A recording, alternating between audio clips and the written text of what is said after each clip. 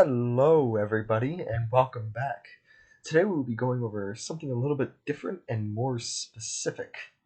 We will be going over Nmap, and this is going to be the first in a series of videos in which I teach you everything about the ins and outs of using Nmap, what it actually is, how to use it, when to use it, and it's just going to be a whole exhaustive process. You're going to learn everything you wanted to learn, everything you didn't want to learn, and everything that you can learn about Nmap.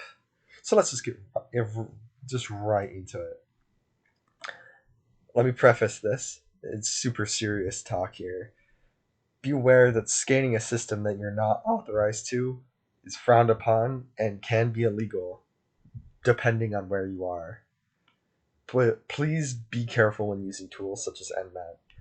Sites such as scanme.nmap.org, certifiedhacker.com, and hackthisite.org are sites that allow you to scan freely.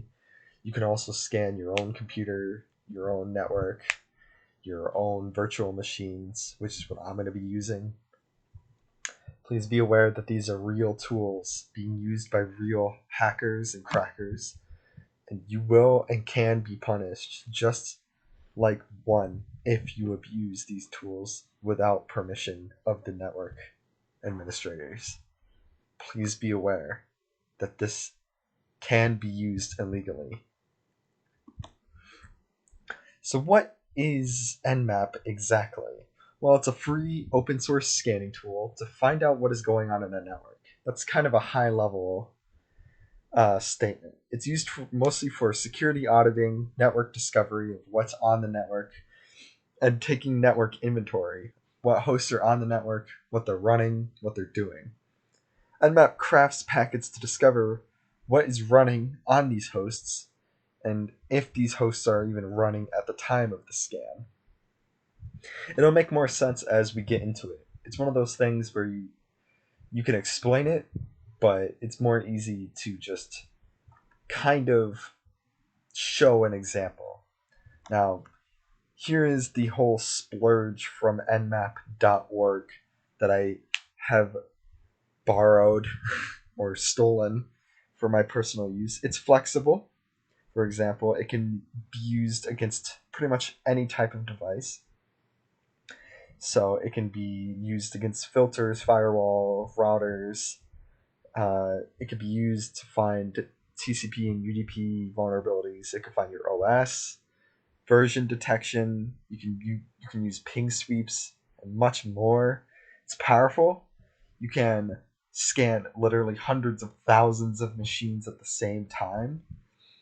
It's portable. You could run it on Windows. You could run it on Linux. You could run it on some other shit like Sun OS, Mac, if you really want. It's easy, and let me tell you, this is really true. It's fucking easy to understand Nmap. Just put in the options and your target, and you can go on your way. As long as you know what they do, it's pretty easy to actually scan with Nmap. It's free. That's easy to explain. It's open source. You can download it on Windows. It comes prepackaged with Kali Linux and some other Linux distros. Well documented, kind of. It's supported. You can go on forums and explain what problems you're having, and people will come and help you, much like Stack Overflow. Acclaimed and popular. It's definitely popular. It's definitely acclaimed. It's a good tool. You should learn how to use it, which is what I'm here for. So why use Nmap anyway? What is it good for over just doing it on my own? Well, it's incredibly useful to discover everything that you ever wanted to learn about a host on a network, or even a network of hosts. We can use this information that we gather with just Nmap to exploit these services and successfully hack into networks using Metasploit and Hydra and Cracker and all these other things. Because most of the hacking process isn't actually exploitation or hacking or crafting exploits. It's actually just information gathering and scanning and reconnaissance. And Nmap is one of the biggest tools that you can use for scanning. What can I find out You can find out if a host is online. You can find their IP address. You can find their physical MAC address. You can find what a host is running, for example. If they're running a web server, it's open on port 80 and it's running HTTP on Apache 2, and you can find out that it's running 2.3.4, just stuff like that. You can find out if they're running it on like a Mac OS X or a Nokia 1997 cell phone or a Metasploitable VM or a Linux 2.6 or Solaris. It could tell you anything about their operating system. You can grab service banners with a bunch of useful information, such as HTTP. You can grab their FTP and Telnet banners. Basically, they're hosting information on their machine. Nmap can grab it and give it to you. You can find vulnerabilities by using their built-in scripts to find vulnerabilities and then use those vulnerabilities by searching them in Metasploit and then just running an exploit against their IP address. You can find out what ports are open. You can find if they're closed. You can find if they're filtered.